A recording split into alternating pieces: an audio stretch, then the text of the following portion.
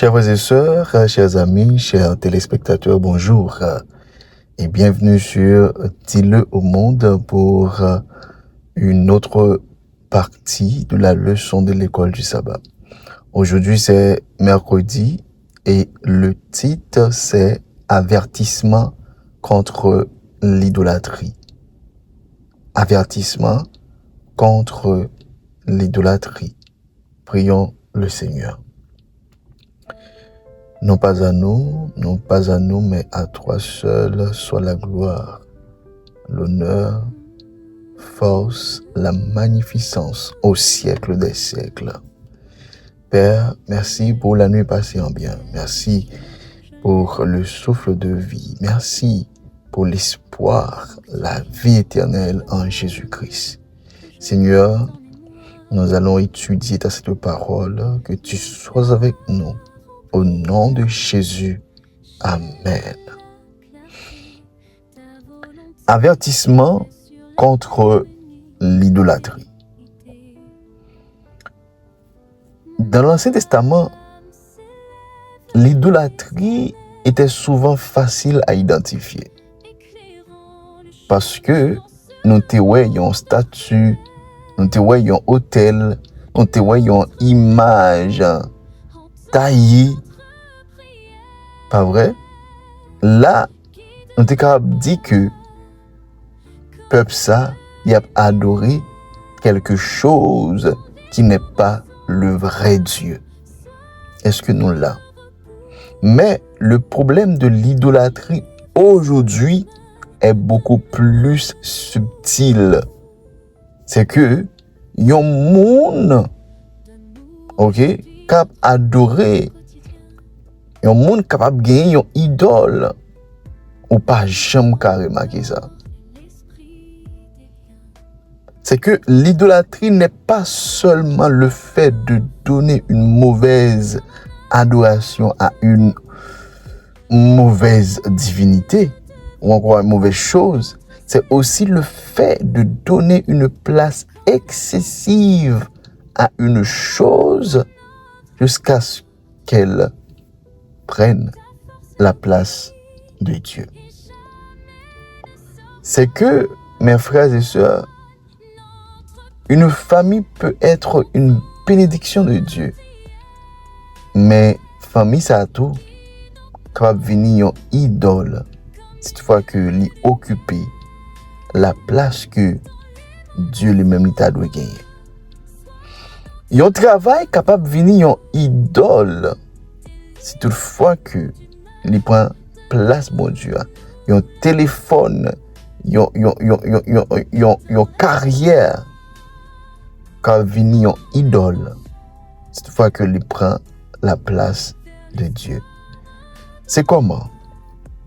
Par exemple, on t'a doit gagner du temps pour Dieu, pour gagner une relation avec lui, passer un petit moment avec lui, prêcher la parole de Dieu et autres, eh bien, il y a un téléphone, il y a une série, il y a un travail, il y a une carrière, il y a une étude, eh bien, prend tout le temps ça. C'est que le travail peut être une responsabilité donnée par Dieu, mais ce travail capable de venir une idole lorsque notre identité dépend davantage de notre réussite que de notre relation avec Dieu. C'est que même la religion peut devenir une idole lorsque nous aimons les formes extérieures. Écoutez bien, la religion peut devenir une idole lorsque nous aimons les formes extérieures plus que celui que nous sommes censés adorer. Et c'est pour cela que la question de Paul est profonde. Paul a dit, est-ce que Dieu possède réellement la première place dans ma vie? Ou est-ce qu'une autre chose partage cette place avec lui? C'est une question qui est censée personnelle, si m'a regardé vie, moi regarder vous, nous chaque capable peut-être un bagay qui prend pile place. Ça qui est important, c'est toutefois que me gagne ou gagne, et bien après le son, nous supposons bah bon Dieu toute place. C'est que lorsque nous prenons l'exemple de l'église de Corinthe, c'était l'église qui était entourée par l'idolâtrie. Corinthe, c'était une ville profondément influencée par le paganisme. Tout le passé, c'était un temple idole que tu jouais. Ça nous a dit c'est péristyle. Les sacrifices étaient partout et ils étaient même fait partie de la vie sociale. Les repas dans les temples étaient souvent liés au commerce, aux relations sociales, au prestige, aux célébrations publiques. Même dans le péristyle, lorsque vous avez mangé, vous avez fait loi, vous avez fait avec divinité, vous avez fait offrir avec idole, mais même manger ça, vous avez venu dans le marché. C'était difficile pour le peuple. C'était vraiment difficile. Ainsi, pour un chrétien de Corinthe, la question n'était pas simplement puis-je manger cette viande ou encore cette nourriture.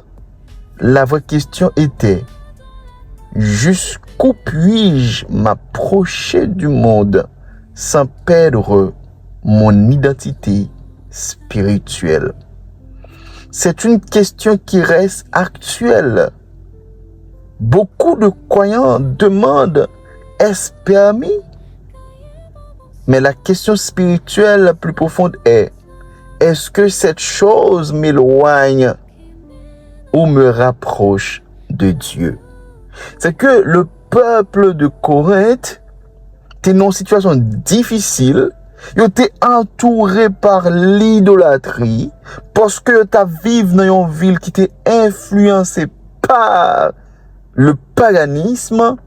Tout côté yo aller dans marché, dans toute sortie yo, c'est viande manger qui était sacrifié aux idoles.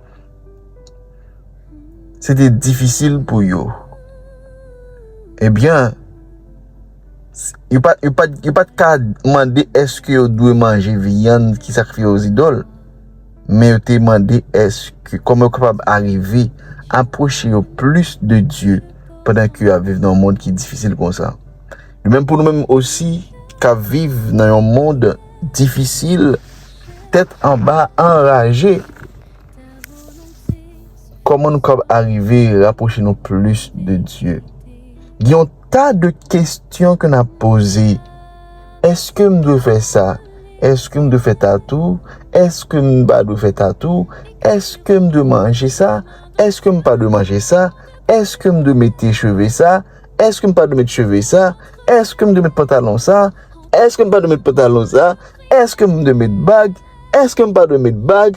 Il y a un tas de questions qu'à poser. Il y a un tas de questions qu'à poser, mes frères et sœurs.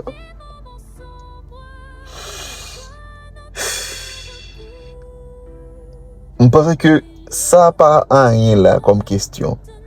Ça qui question qui est plus essentielle, qui est plus important, est-ce que ça que me voulais, il a éloigné de Dieu ou encore est-ce que la rapproché plus de Dieu? C'est ça la vraie question. Paul rappelle une leçon de l'histoire d'Israël. Paul commence ce chapitre avec un avertissement. Il dit ces choses leur sont arrivées pour servir d'exemple et elles ont été écrites pour notre instruction. C'est que Paul regarde l'histoire d'Israël dans le désert. Dès que le peuple Israël était un miracle de Dieu, il était traversé la mer Rouge, il était recevoir la manne, il était boire de l'eau dans le rocher. c'est que yo te gagné une expérience spirituelle extraordinaire. Pourtant, ce même peuple t'est arrivé tombé. C'est que l'idolâtrie est une question de loyauté. Paul écrit pour dire que, mes bien-aimés, fuyez l'idolâtrie. C'est que nous avons remarqué le langage que Paul employait. C'est que Paul ne dit pas analyser là, analyser l'idolâtrie. Paul ne dit pas négocier avec l'idolâtrie. Paul ne dit pas approchez-vous. Mais Paul a dit fuyez. Pour qui ça? C'est parce que l'idolâtrie n'est pas seulement une erreur intellectuelle, mais c'est une trahison relationnelle. Dans la Bible, Dieu utilise souvent l'image du mariage pour parler de son alliance avec son peuple. L'idolâtrie est donc une forme d'infidélité spirituelle. À chaque fois que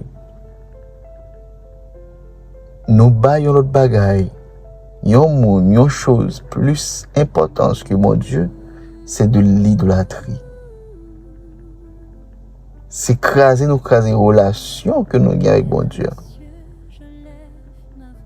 C'est que mes frères et sœurs, la Bible relève nous pour nous capables de courir loin de l'idolâtrie et pour nous capables de une bonne relation avec Dieu. Cette fois que vous avez dit, nous fait place avec vous-même pour une question, pour une lumière. Pas oublier liker vidéo, pas oublier tout partager le son avec nos amis, nos proches, et qu'ensemble nous avons grandi spirituellement. C'était votre ami, votre serviteur, Guy Caleb. Ciao, shalom.